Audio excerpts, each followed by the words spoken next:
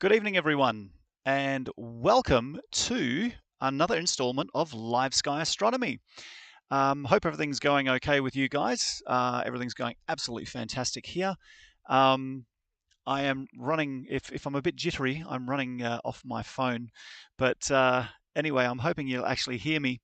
Um, Things seem to be going a bit slow, I can see on the screen. But anyway, if you can join me in, that's fantastic. So welcome once again to tonight's special about comets, most notably Comet C 22 E3 ZTF.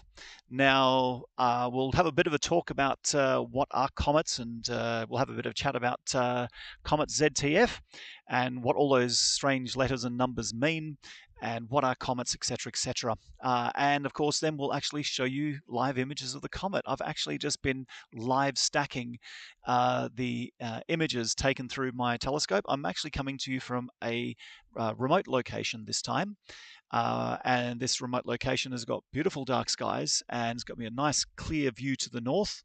So yes, I'm hoping that because I can't see any chats on my, I don't have my Facebook thing at the moment open, so I'll just take your word for it. I think you can. Oh, here we go. Because I'm using a new platform. I'm using something called Streamlabs OBS. So I'm actually broadcasting to multiple streams. I'm using Facebook and YouTube. Wow. So let's see now. Oh, I'll have to sign into chat. Okay, whatever. No, actually, no, I won't do that. Fantastic. So here's what's going to happen. Let's do a quick talk about let's do a quick talk about comets. All right. So here we go. Let's go to, where is it? Main screen. I'll just click on this. Here we are. So I gave this presentation last night, actually, at the GDC. And it was a lot of fun. We had a lot of people. We had about 60 people come up along, last night. Tonight we've actually got 150 people up at the observatory. We have our self-guided tour tonight. So I'm sure all my colleagues there have probably been run off their feet, but they always do a fantastic job. And of course, tonight's main attraction is going to be Comet C 2022 E3 ZTF. So let's have a quick talk about comets. So generally, comets. Hang on a minute. Let me get to the right. There we go. The right screen. There we go. Click on that one. Here we go. Comets have always been seen in history, past history, long ago history, as harbingers of doom and death and destruction. And of course, this is depicted in the famous Bayeux Tapestry of the 11th century, which is what we see in this picture here. We have, of course, King Harold over here. We have a bunch of his kingdom folk there looking rather worried and pointed up at the flaming star that is racing across the sky. And of course, that flaming star we know today happens to be Comet Halley. But poor old King Harold saw this as a bad omen for him, and that's why he's looking rather glum. But he's right, because this was around the time of the Battle of Hastings, 1066, and of course, if you're a history buff, you know what happened there with I think William the Conqueror. So poor old Harold was dethroned, and I'm sure he was dispatched in the most unpleasant way, and William the Conqueror became king. So there you have it. So of course, it was nothing to do with the comet. The comet just had to be in the wrong place at the wrong time. But it has been seen by other royalty or heads of state as bad omens. For example, was King Montezuma of the Aztec civilization that saw the apparition of a comet, which got him a bit concerned, and obligingly, a couple of days afterwards, he died. What he died of, I don't know, because I'm not au fait in Aztec history. And then, of course, there was the time where Chinese astrologers who were consulting the emperor of China at the time. I don't know which dynasty that was, but the comet appeared unexpectedly, and the emperor was rather annoyed. They should have predicted this, so he had them all executed. Wow, that would be a tough gig. I'm sure if a comet suddenly appeared and I didn't know about it, I'd run. But there you go. But of course, even up until modern times, comets were still seen as these harbingers of doom. I mean, we look at the next picture here, where we have a whole bunch of rather uh, strange-looking fellows wearing stockings and capes and weird hats. And of course, there's this star with a big long tail across.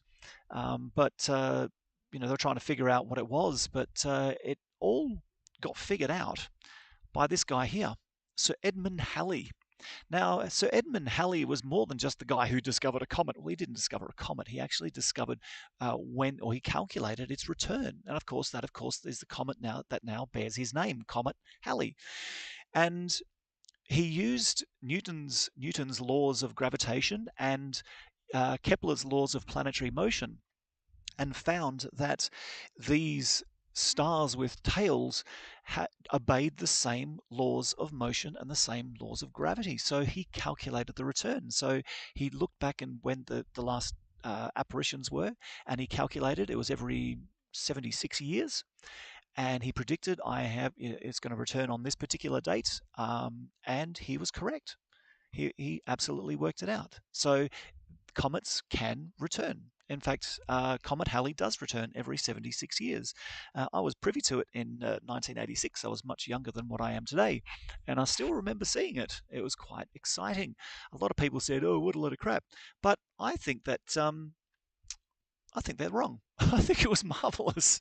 Any comet that you can see naked eye is marvelous. It just reminds us that we live in this amazing solar system that has these big chunks of ice and dirt gadding about their solar system. Every now and then they come in towards the sun and they start to melt, and they produce this big long tail, millions of kilometers long, and the sunlight reflects off these particles and we can see it. And hey, it scares a few people.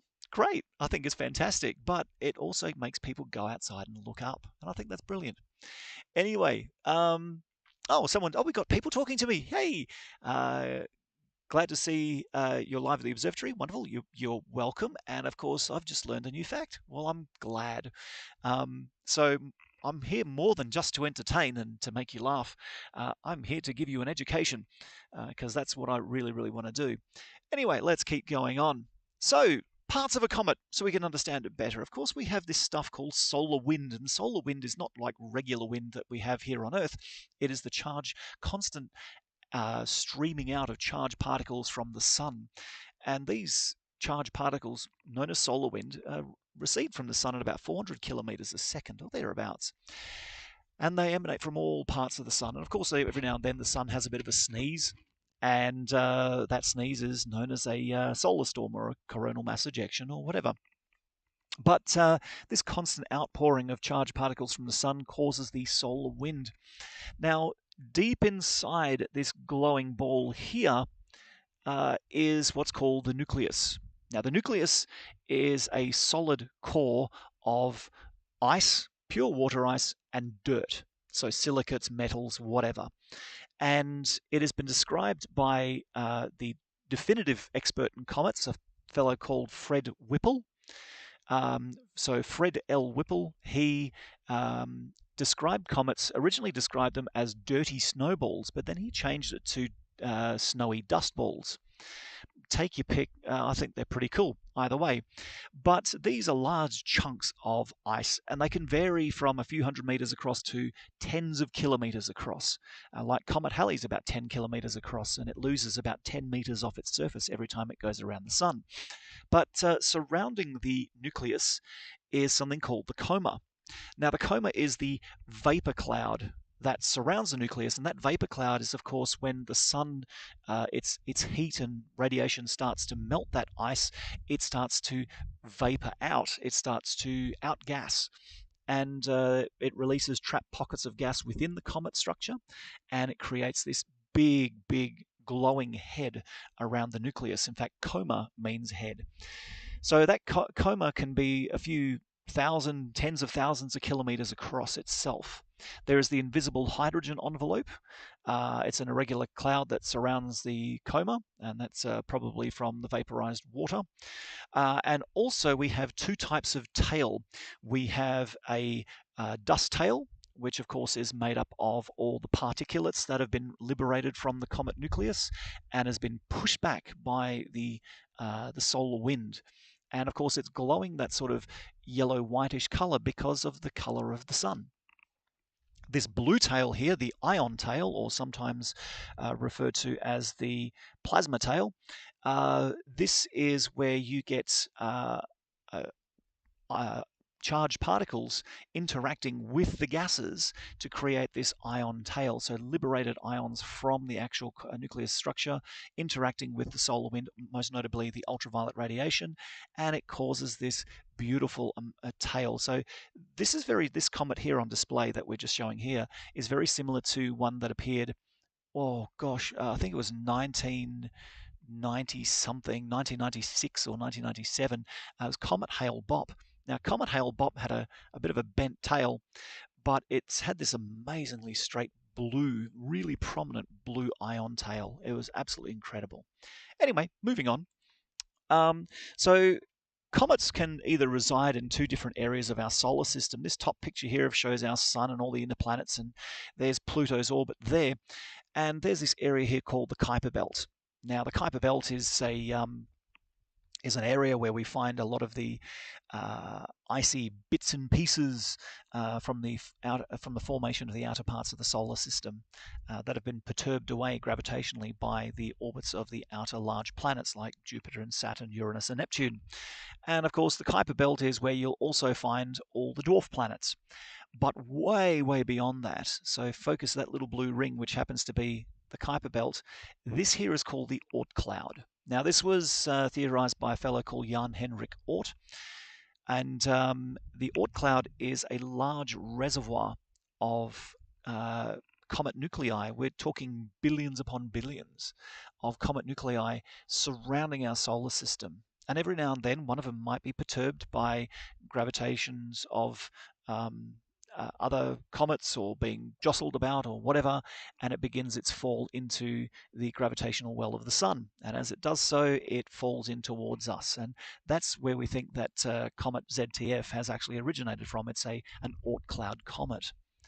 And one other thing about comets is as they orbit the sun, the tail always points away.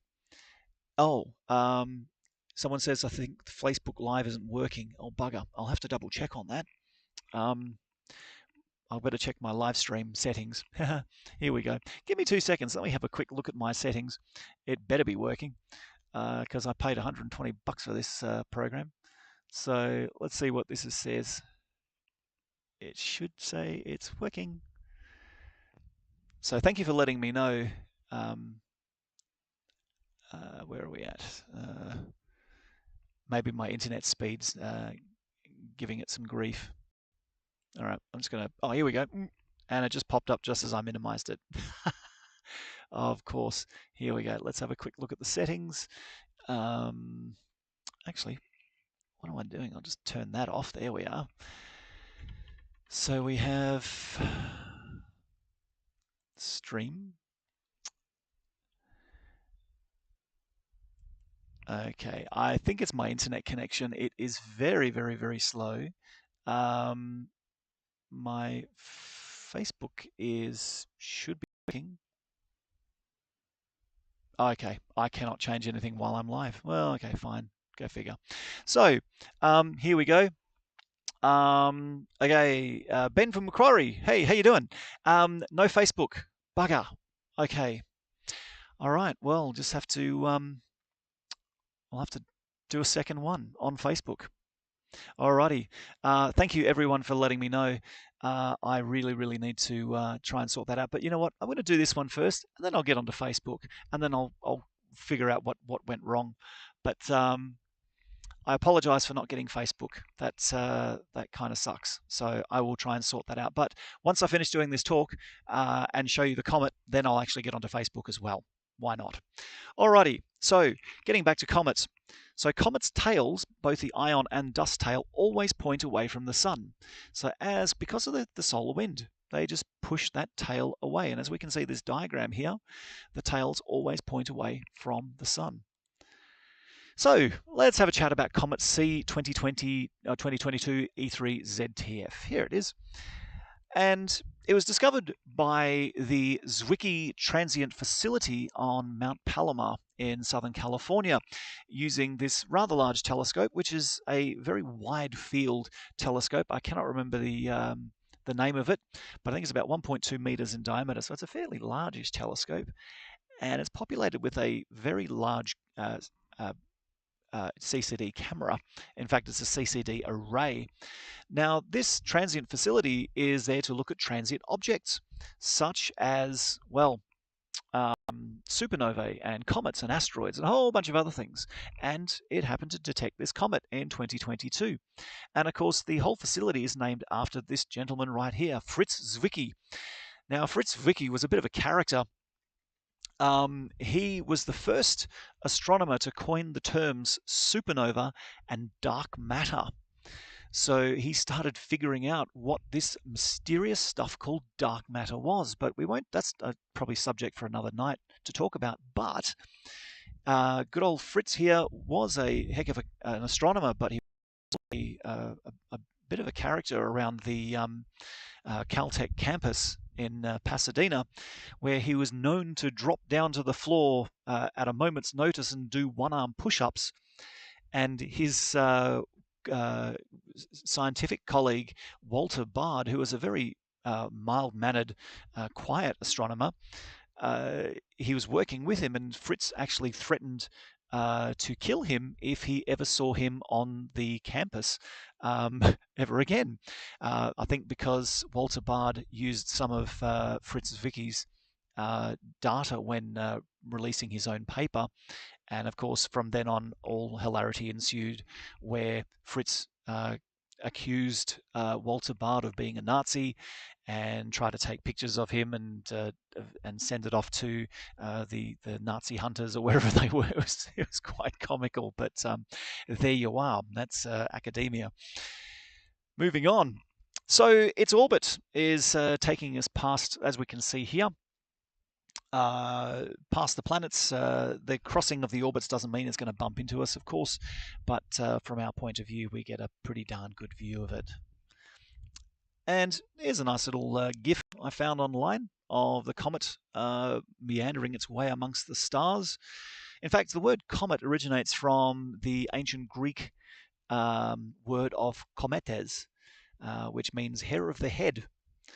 So the ancient Greeks used to see these hairy stars that would grace the skies every now and then, and some of them tried to figure out what they were, and others thought that was the end of the world, and of course superstition won over at that particular time. But now, through the tools and methods of science, we know they're not, unless it's heading towards us, like that Netflix movie, Don't Look Up. I'm not sure if you saw it, but it was a pretty good movie. I enjoyed it thoroughly.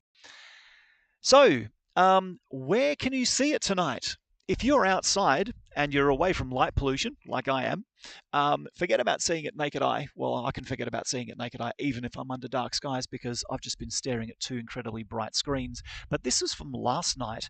Tonight is actually up near Mars. So what I'll do is, once we've finished doing this talk, I will I'll bring up Stellarium, and I'll point out exactly where it is, so you too can go out with your binoculars and actually have a bit of a look. So, what was I going to say? Yes, so you'll be able to see it. In fact, I saw it from my house, which is normally light polluted. In fact, I was quite fortunate. The street lights and the main road behind my house were turned off because they were doing some road repairs, and it was like lockdown number one when we first started doing live sky astronomy. I actually had a backyard, so I took that opportunity to grab my binos, go outside, and it was really through the rest of the light pollution of the metro area, I could just see it. But last night, through a telescope at the GDC, it was gorgeous. You could see it. It was really plain and prominent. But I reckon if you're in a reasonably dark area, look up towards the north, towards Mars, and it's just on the right-hand side of Mars around the 2 o'clock position. If a pair of binoculars will easily pick it up. So if you're in a dark area, give it a crack. Why not? Moving on. So why is it green? It's been called the Green Comet. And of course, the question is, why the heck is it green? So here we go. So green is because, once again, the ultraviolet solar radiation is causing the liberated gases and materials from the nucleus to ionize, most notably diatomic carbon, and of course the cyanogens as well. That's an organic compound. And when I say organic compound, I don't mean it's life. It is the stuff that can make up life. But it's from diatomic carbon and also the cyanogens within the actual comets themselves that is causing that green ionization cloud around it. Well, that's what we think, at least. And just to finish up here, just because this is really, really cool, this was the Rosetta mission, which was launched in March 2004 and finally made it to the Comet 67P. God, I can't remember the name. It's something Russian. Churyumov-Gerasimenko, I think, from memory, where it rendezvoused with this comet, and it actually landed a small landing craft called Philae, about the size of a washing machine, onto the surface. Now, Philae had this whiz-bang landing gear on it. It had these 4 legs that protruded out from its sides, and it had these harpoons that would harpoon onto the actual comet nucleus and lower it slowly down by winches. So they got down to the bottom, but unfortunately it didn't work. The way it landed, it kind of bounced, and it bounced quite a way. But as Mission Control said, they sampled multiple points across the landing threshold, which was very clever. But it ended up landing just in that pocket of shadow right there where the cursor is showing. And of course, that was really bad because the darn thing's solar powered, and of course it wasn't getting any light. Now, this was one of the first spacecraft to actually send out tweets. So this thing was tweeting away going, I'm feeling really tired, meaning its batteries are depleting because it's not getting any sun. And then it says, I'm really tired now, I'm going to go to sleep. And it was, a lot of people in Mission Control had a bit of a lump in their throat thinking, oh, the poor thing's going to die. But because this Comet 67P had a multi-rotational axis, eventually that overhang there, where Philae landed, rather askew, it actually got sun on it, recharges batteries, and it could actually do its science, which was fantastic. Now, the next picture I'm going to show you was taken from the surface of Comet 67P, and here it is. There it is there. Isn't that absolutely remarkable? This is the surface of a comet, and it looks like just any sort of cliff face here on Earth with a dark sky, or in fact, it looks like one of those photos you take with the near-infrared filters where everything is white and different shades of grey and the sky is like completely black. But you see, like, slump of rocks and other size chunks and cliff faces and all sorts of things. This is an amazing, amazing picture. Now, I've got a couple of comments here coming through. This is fantastic. Someone asked, Belinda says, hi, is it too late to see it in Sydney? Good question. If you're in Sydney, you've probably got no chance simply because, well, Sydney's so darn bright. If you're out of Sydney, well, yeah, maybe. You'll have to look way, way towards the west where Mars is, but give it a go. Give it a go. If not, it'll be tomorrow, it'll be slightly above Mars. So if you've got a pair of binoculars, give it a go and just take it from there. Alrighty, so let's get rid of this talk here, and I will just, what am I doing? Here it is, get rid of the presentation screen. That should be turning off soon. There we go, and you probably see my very, very dark unlit face there, which is probably a good thing. I'll just turn the camera off here. So folks, without further ado, let's have a look at the comet. First of all, I'm just going to stop this presentation. So get rid of that. Thank you very much. Get rid of that. And here we are. Let's see how the exposures are going. Okay, don't freeze up on me now, computer. Here we go.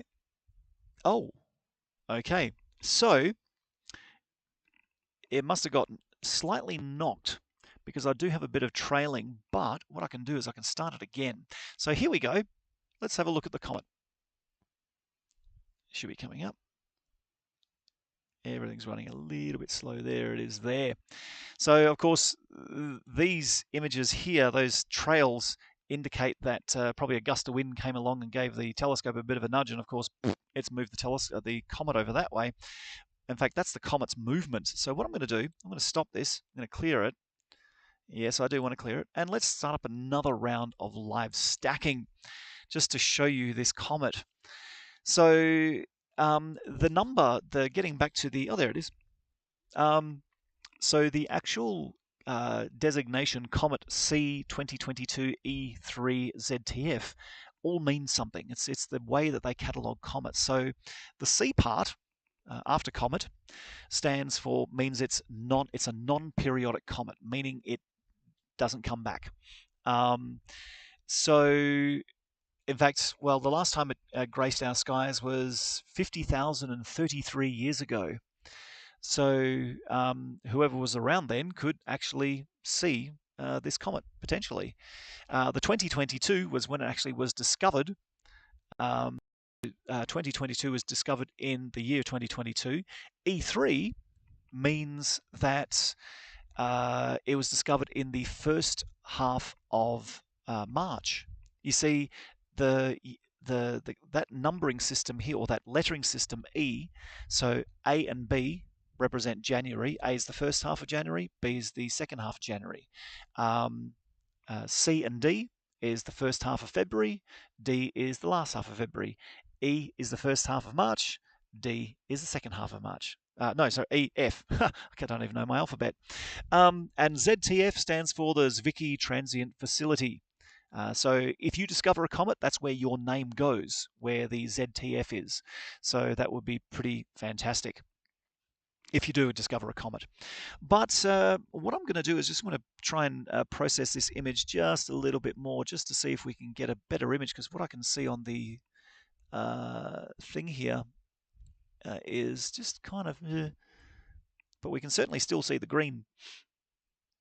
There we go. That's looking pretty good. We can start to see the coma, and we can start to see the green ion cloud around it, and we can start to see certainly the tails blasting away from it as well. Now, there is one particular object that has got me stumped, and it's this thing just up here. And I have to look it up because it's constantly showing up in my images. And I'll have to look up on Aladdin and find out what the heck it is, because it actually, let me just have a quick look. It can't be the Crab Nebula, because it's nowhere near the Crab Nebula. I don't know. It's a mystery object. I'm going to find out. So let's see. Oh, ha ha ha. Joycey said, I thought the C stood for COVID. No, it doesn't. Stands for comet. Michelle says, I wish we could turn off all lights in Perth just for a few minutes. Yeah, why stop at a few minutes? Let's just turn them off completely. I'm sure it'll be a lot better without them because, well, who needs them? Oh, hey, I've got some news. We have, of course, our Dark Sky Reserve project still going, which is fantastic. And we've made our submission to the International Dark Sky Association back in April last year. And now we are putting everything together, and hopefully, as in when I say putting things together, we're crossing the T's and dotting the I's and including a few extra things. And hopefully by April this year, we'll actually put it in again for final review and hopefully accreditation, which will be terribly exciting.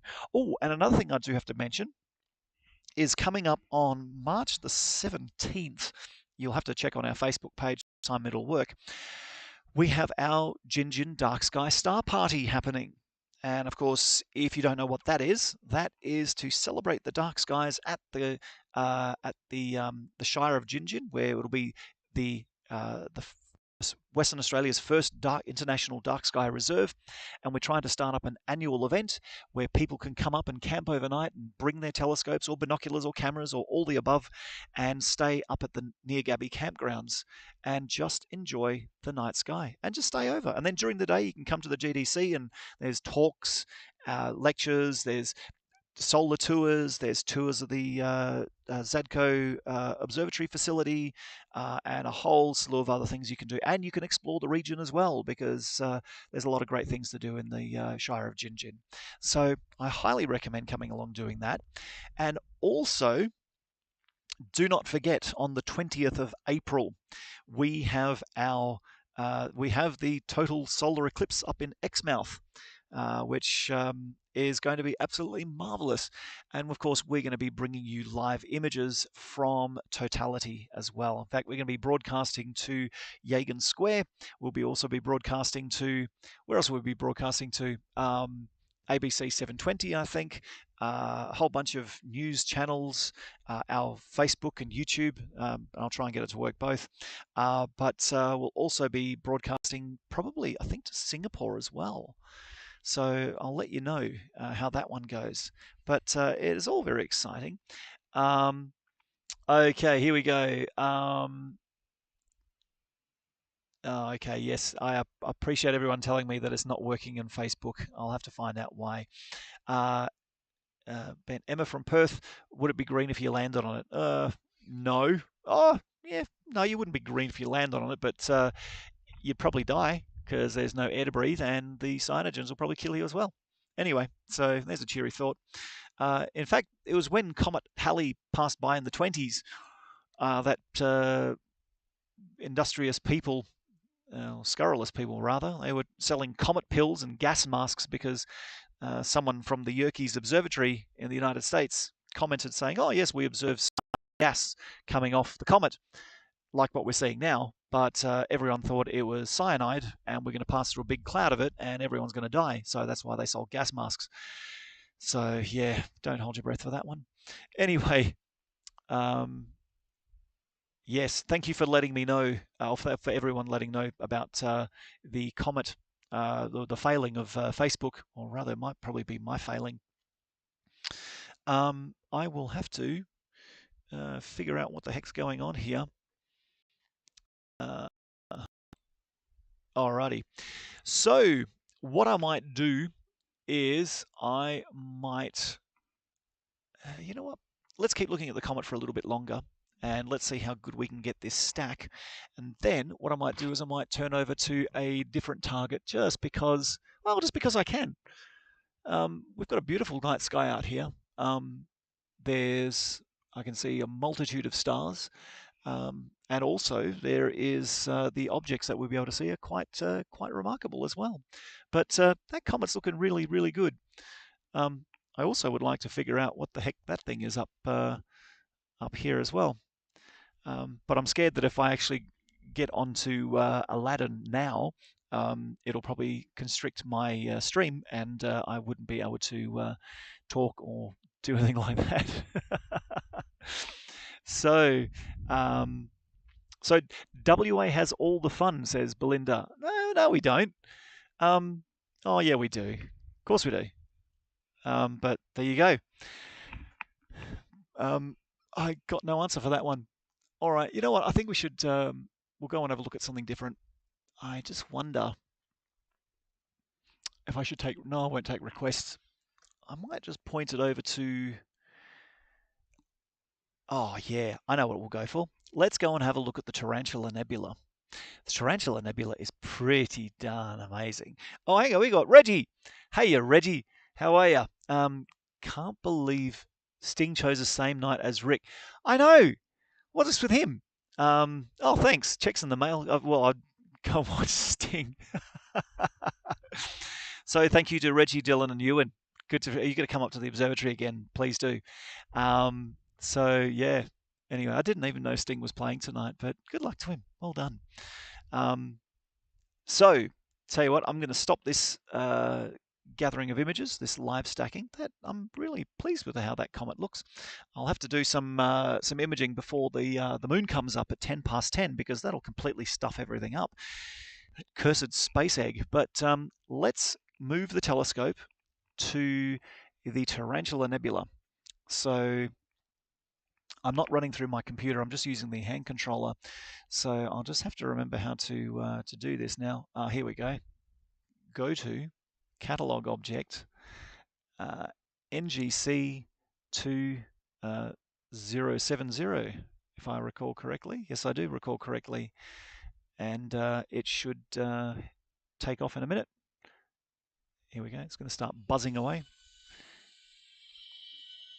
You can hear the motors whirring around in the background. And we'll have a look at the Tarantula Nebula. So for those of you who don't know what the Tarantula Nebula is, or those of you who are arachnophobes, look away. It doesn't really look like a... Liza says, how many more days will the comet be visible in WA? Well, current estimates, I reckon probably about, I don't know, good 4, maybe 5 days. I think it's fading. I really don't know. But what I'd recommend is if you do get a chance to get out somewhere dark, like north of Perth, then I'd recommend taking along a pair of binoculars, or even if you want your telescope, and downloading an app that shows where the comet is, like Starwalk or Stellarium or Sky Safari or whatever. You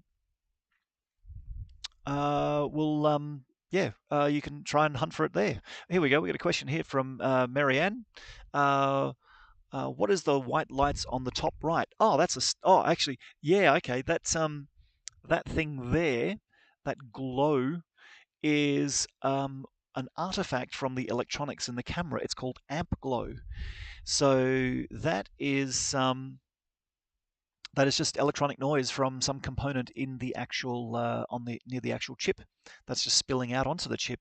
Now that doesn't really concern me any, because if and when I do actually image this comet, I'm going to take a series of what's called calibration frames, which these particular ones are called dark frames, where they map out where you have noisy pixels, and these noisy pixels, you can get rid of them by using these dark frames, mapping out all the noisy pixels, and then subtracting them from your pretty picture or pictures before you stack them.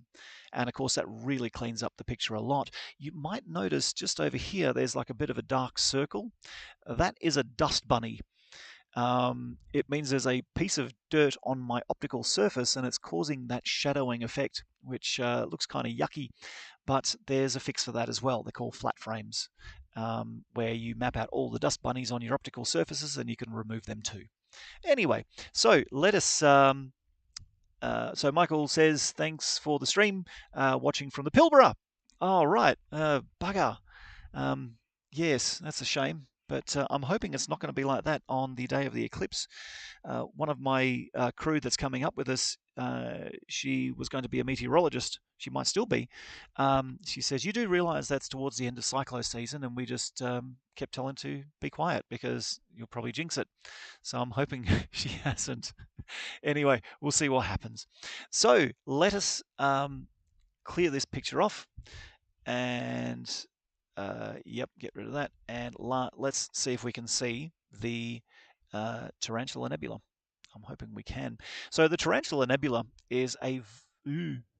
Okay, let's jiggle around a bit. Let's clear that one off and start again.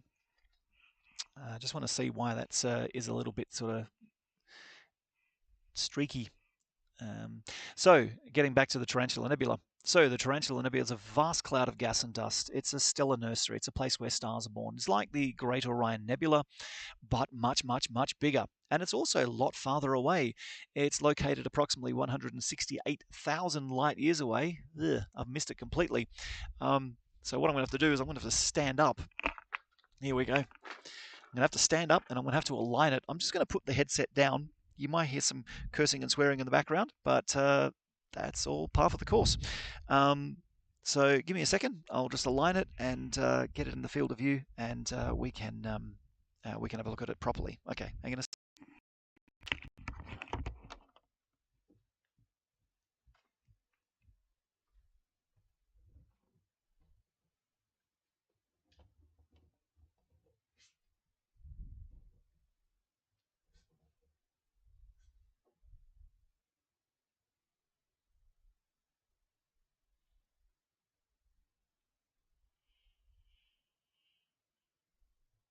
Should do the trick. I hope. I have to restart the exposures because otherwise it'll be streaky and horrible and gross. Here we go. Let's try this again. So stop that. Clear off all that data because we don't want it. Oh, now it's having us ad. Clear off all that data, please. Yes, I do. Oh, you could just see where the star moved around. So I've been asked by Joycey, what camera and telescope am I using? Well, tonight I'm actually using, of course, I'm using my tried and true optical tube, the William Optics, the FLT 110, which is a apochromatic triplet. If that makes any sense to you, well, great. Satellite! Look at that! You vandal! It's probably a Starlink. But yeah, so the camera that I'm using is an ASI ZWO 294 color camera. So yeah, so that's what I'm using. So what I'm going to do is I'm going to readjust this picture here. Let's see if I can get this right. Gosh, I've got to center it. If I had my other laptop that would control the telescope, then I'd be able to do this in a heartbeat. I'm just going to stop it there. I'm going to adjust the exposure levels down to something a little bit quicker, like 2 seconds, and nope, and make it really, really sensitive, and just hit play and see how we go. Yes, I do want to do that. Okay, here we go. So that'll get rid of that satellite in my field of view. That was rotten. Yeah, there it is there. Let's just see if that moves it in whichever direction. Well, I can see it on my screen, but unfortunately on what you can see, it's just out of the field of view. It's right at the very, very top. Okay, please work. All right. This is weird. It's not even moving.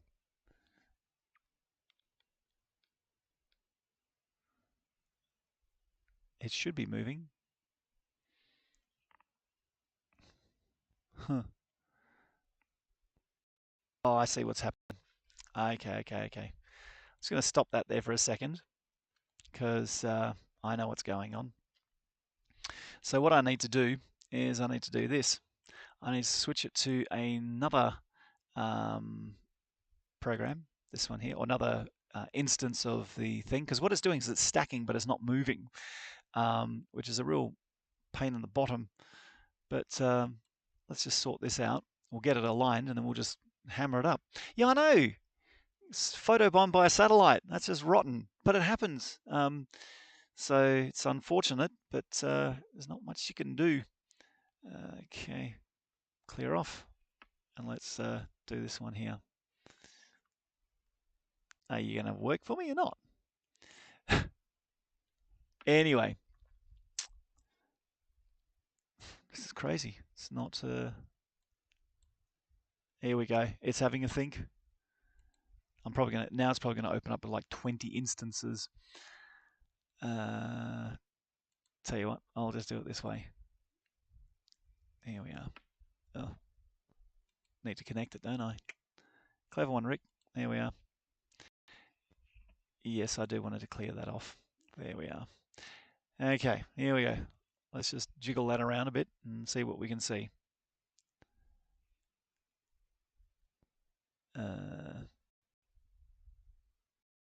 Okay. Yeah. Aha.